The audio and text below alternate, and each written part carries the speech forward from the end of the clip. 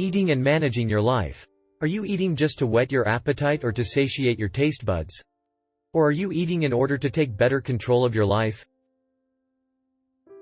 In this video, we see how you can make your life much more optimal just by making sure that you eat right. Why we face health problems today.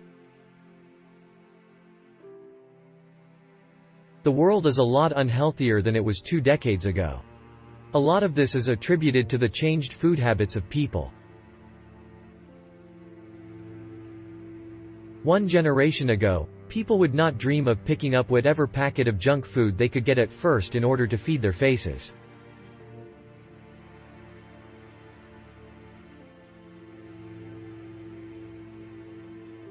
Today, we do that so very casually. I am hungry usually means, I want a hamburger or a frankfurter, probably with chips on the side and 1 cola. Quote.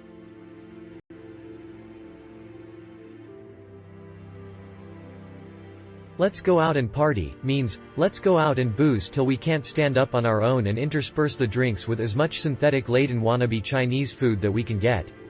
Quote. And, I am on a diet, means, I am on a chemically driven pill which will kill my hunger and deprive my body of vitamins. Quote. It is really no wonder that we are facing so many health problems today. Our health is an indicator of what we eat.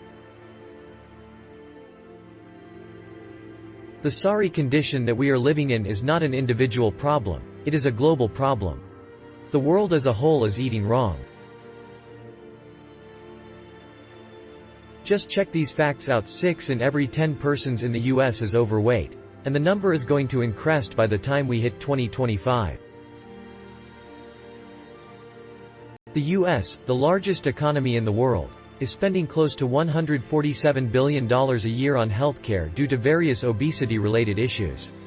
And this situation is true with most of the so-called developed nations of the world. Now, if you just consider this one fact, think how much richer the US would have been if it didn't have to contend with this problem. The U.S. reserves would have approximately $150 billion more each year, which it could have used for developmental purposes. Probably, there would have been more schools and colleges. We know there is always a paucity of them, more research work being done, the lifestyle of people could be improved, and so much more. With that amount of money, the U.S. could feed 3 third world countries in Africa each year and rid them of all their food problems. Are we really thinking about this? We aren't. Even as you are watching this video, you probably have a packet of Frito-Lays on the side. But it's not just about being philanthropic. It's about ourselves too. Yes, we have to be selfish. With such alarming health figures, aren't we calling doom upon us?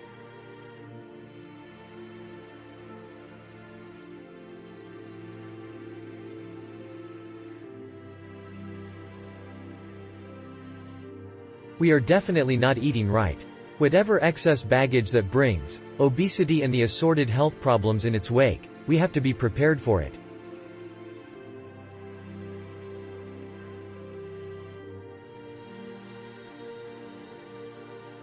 The solution: yes, there is cause for alarm.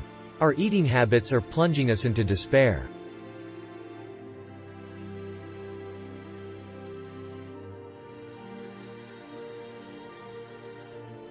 But all is not lost yet.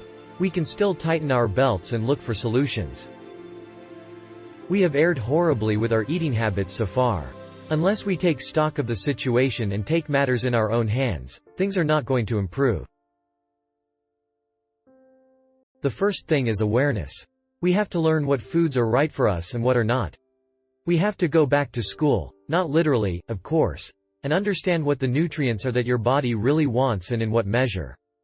Then we have to work up a dietary regimen for ourselves and our family so that we eat healthier.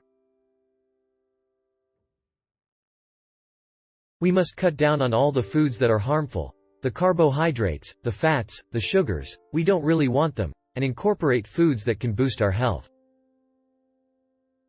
This does sound too preachy, I know. But that is the only respite we have got. If we keep munching on Oreos, we are never going to get better.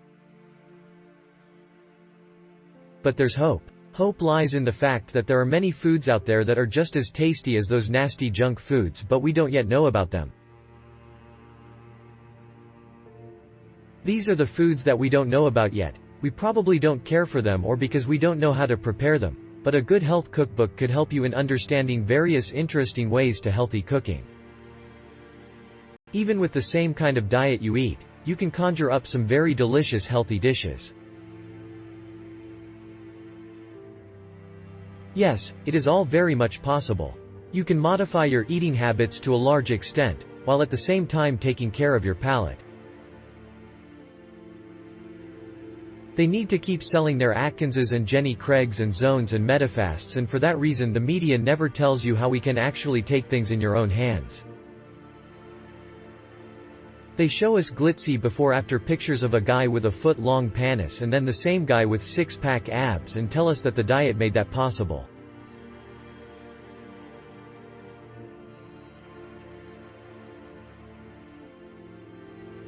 But the fact is, if we were to take things in our own hands, we could very easily do that too, without needing to spend thousands of dollars on getting those diets. And what do we have to do? Two basic things. Control what we eat. Indulge in physical exercise. Now, is that too much to do? Don't we owe that to our body that has served us so well all these years? Don't we owe that to ourselves and our families? Throughout this series video we are going to see how we can eat right and generally modify our diet in order to improve our lives. And that we can do in a very significant manner. What is an ideal diet? Eating right is essential. You need to know what the ideal diet is for that. Actually speaking, no one can put a finger on what an ideal diet exactly is.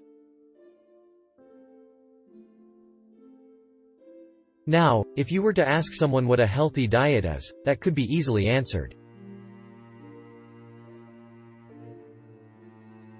But to know about an ideal diet, you need to see the individual itself.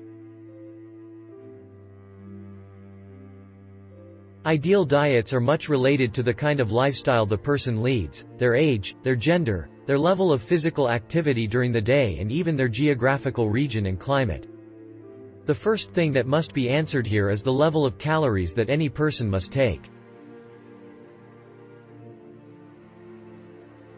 This, of course, varies from person to person, mainly depending on their level of physical activity. Ideal diet depends from person to person, but there are some similarities that apply to every person. The diet should have enough carbohydrates, but not an excess of it. Excessive carbohydrates can cause buildup of glucose in the body. Foods fried in oil must be minimally used. There should be just one serving of a fried food per day, if at all. Green veggies must be a part of the meal. The general rule is that foods with better colors are more nutritious, though there are some exceptions both ways. i.e., there are foods with no colors that are nutritious, example, cabbage, and foods with colors that aren't, there's a whole long list of. Lean meats should be preferred. It is very harmful to have a meal that is laden with non-vegetarian foods but isn't balanced with vegetables. Cooking should be just enough and must retain the natural flavors of the foods. Though spices make the foods taste better, they also destroy some nutrients and hence they should be used stingily. Synthetic materials should be completely avoided. Then how to benefit from eating right? Check the next video. Thank you for watching. Please subscribe.